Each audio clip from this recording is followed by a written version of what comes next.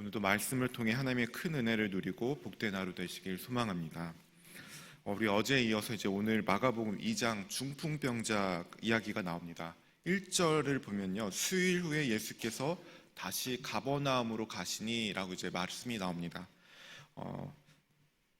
시작하면 볼 수 있는데, 예수님은 이웃 마을로 짧은 전도 여정을 마치시고 보내시고 수일 후에 다시 이 가버나움의 집으로 돌아오신 겁니다. 이 가버나움의 집은 아마도 베드로 장모 열병을 고쳐주신 그 집을 그 가정을 말하는 것으로 보여지고 있습니다. 이 집으로 예수님이 돌아오셨는데, 예수님이 이곳에 오시기 전부터 이미 여러 사람들이, 수많은 무리들이 그 집 문 앞에 모여들어 진 칠 정도로, 그렇게 들어가기 힘들 정도로 진을 치고 있는 겁니다. 이 사람들이 왜 이렇게 모여 있었을까요? 예수님의 소문을 듣고 말씀을 듣기 위해서, 치유를 받기 위해서 이렇게 몰려 있는 것입니다. 근데 본문은 그러한 중에서 무리들에게 예수님이 말씀을 그곳에서 전하시는 겁니다. 이 말씀을 듣기 위해서 여러 사람들이 모였지만, 한편으로는요, 너무 많은 사람들 때문에 예수님께 가고 싶어도 가지 못하는 사람들이 생겨버렸습니다. 특별히 그 중에 오늘 중풍병자의 일행이 소개되고 있는데요. 이 중풍병자라고 성경에 표기되어 있는데, 이 원문의 의미로 봤을 때 이 중풍병은, 이 병자는 전신이 마비된 자입니다. 이 마비된 자, 중풍병자를 데리고 온 친구들이 예수님께로 이 마비된 자를 데리고 가고 싶은 거예요. 친구들은 어떻게 해서든 예수님께로 이 친구를 데려가서 고침을 받게 하고 싶은 겁니다.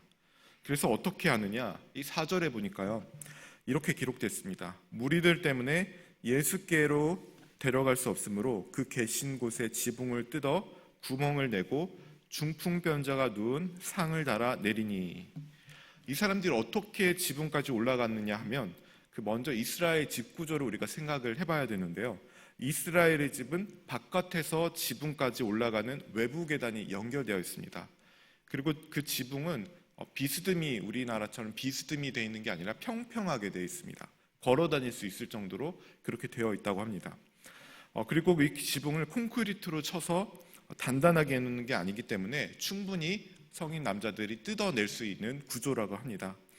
그렇게 이제 이 4명의 친구들이 중풍병자를 데리고 올라가서 지붕을 뜯고 그 사이로 환자를 달아내린 겁니다. 여러분, 이거 어떻게 생각하십니까? 말씀 시간, 예수님이 지금 말씀을 전하고 있는 시간인데 갑자기 그렇게 중간에 달아내려버리면 이목을 끌고 여러 사람들에게 혼란을 끼칠 수 있는 거잖아요. 또 지붕은 어떻습니까? 남의 집 지붕이었고 그 주인의 집을 파손시켜서는 안 되는 겁니다. 더구나 예수님께서 지금 말씀을 가르치시고 모두가 여기에 이목이 집중되어 있는데, 이 중요한 순간에 그렇게 집중을 흐려버리면 예수님이 병을 고치기보다는 화를 내버리면 어떡하냐, 이런 조건들을 생각을 해볼 수가 있습니다. 그러니까 여러 조건들을 이렇게 생각을 따져보면 그렇게 지붕에 올라가서 지붕에 내려서 사람을 내리는 게 그냥 포기하고 그만둘 수밖에 없는 상황입니다. 그럼에도 불구하고 이 친구들은 중풍병자를 그렇게 끌고 황당한 모험 같은 일을 벌였습니다. 왜 그랬을까요? 이 친구들은 지금 어떻게 해서든지 중풍병자를 예수님께로 보이고 고치고 싶은 거예요. 그 생각밖에 없는 겁니다. 그 간절함 때문에 지붕을 뚫고 사람을 달아내리는 이 기괴한 생각까지 실행해낸 겁니다. 여러분, 만약에 내가 낳은 자녀 하나가 어떤 불치병에 걸렸습니다. 그러면 저 같아도 어디라도 찾아가서 고쳐보고 싶다는 절박한 행동을 할 것 같습니다. 그러니까 이 중풍병자의 친구들은 지금 마음에는 그런 절박함 가지고, 간절함 가지고 이렇게 이런 행동을 하게 된 것입니다. 이 기괴한 행동을 보시고 예수님께서 하신 말씀이 5절입니다. 5절에 보시니까요, 예수께서 그들의 믿음을 보시고 중풍병자에게 이르시되 작은 자야 내 죄 사함을 받았느니라, 이렇게 말씀을 하십니다. 여기서 예수님의 반응이 놀랐습니다. 이 광경을 보시고 뭐라고 나무라시는 게 아니라 내 믿음이 그들의 믿음을 보셨다라고 말씀을 하십니다. 중풍병자의 당사자의 믿음을 본 게 아니라 그 친구들의 믿음을 보셨다라고 하거든요. 그리고 중풍병자를 구원해 주셨습니다. 우리가 이것을 따져봤을 때 이들의 믿음이 정말 성경에서 말하는 올바른 믿음이라고 하기에 맞지 않을 수가 있습니다. 저들은 예수님이 하나님의 아들이신지도 사실 정확히 모르고 또 단지 예수님께로 가기만 하면 된다라는 확신과 간절함으로 간 것입니다. 그런데 예수님은 이런 무례한 행동을 보시고 그런 사람들의 행동을 보시고 마음을 보시고 믿음으로 보셨다라고 하십니다. 여러분, 하나님은 우리의 완벽함과 완전한 대답을 보고 그에 맞게 평가를 하는 게 아니라 우리의 작은 행동을 보시고 그 간절함을 보시고 그것을 의로 여기시고 믿음으로 여기신다는 것입니다. 그들은 하나님의 아들 예수에 대한 지식도 없었고 무엇이 믿음인지 무엇이 신학인지 알지 못했습니다. 다만 그들에게는 예수님에 대한 신뢰와 간절한 마음만 있었을 뿐이었습니다. 우리가 신학과 성경 지식을 많이 안다고 해서 하나님에 대한 믿음을 많이 소유하는 게 아닙니다. 하나님을 바라보는 간절함과 낮은 마음으로 하나님께 나아갈 때 하나님은 그 작은 행동을 믿음으로 여기시고 우리에게 은혜를 베풀어 주신다는 것입니다. 여러분, 하나님은 내가 구원받을 자격이 돼서 또 지식을 소유했다고 되는 게 아니라 하나님이 우리를 불쌍히 여기시고 가엾게 여기시고 우리의 작은 행동을 믿음으로 여기시고 구원을 전적으로 베풀어 주신 것입니다. 하나님이 전적으로 행하시고 의로 여겨주시고 우리를 구원받게 해주신 것입니다.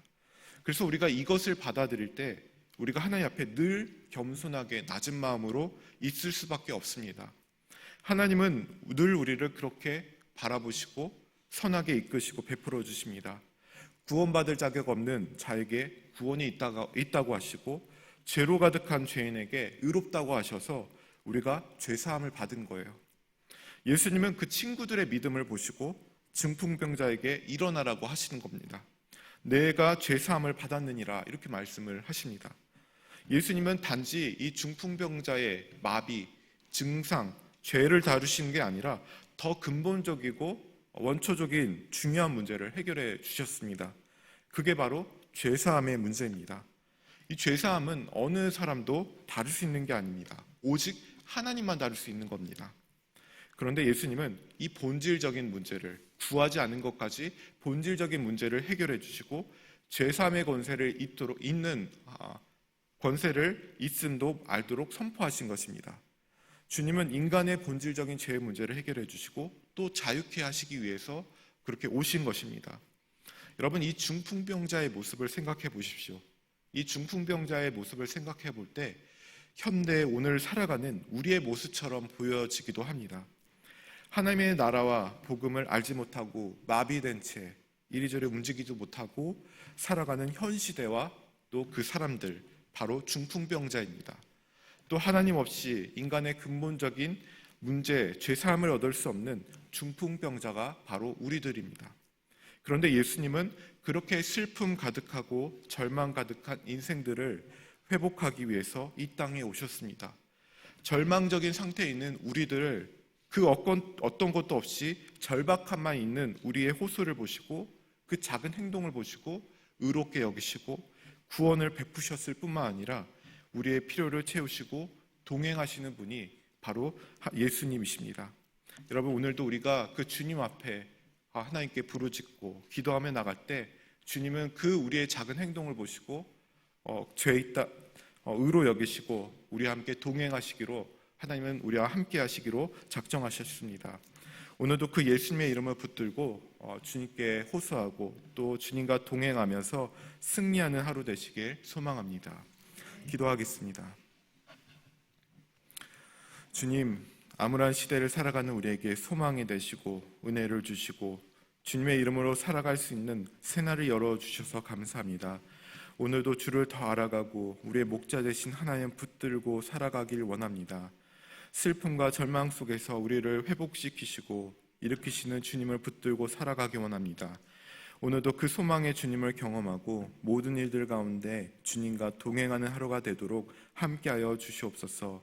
예수님의 이름으로 기도합니다. 아멘.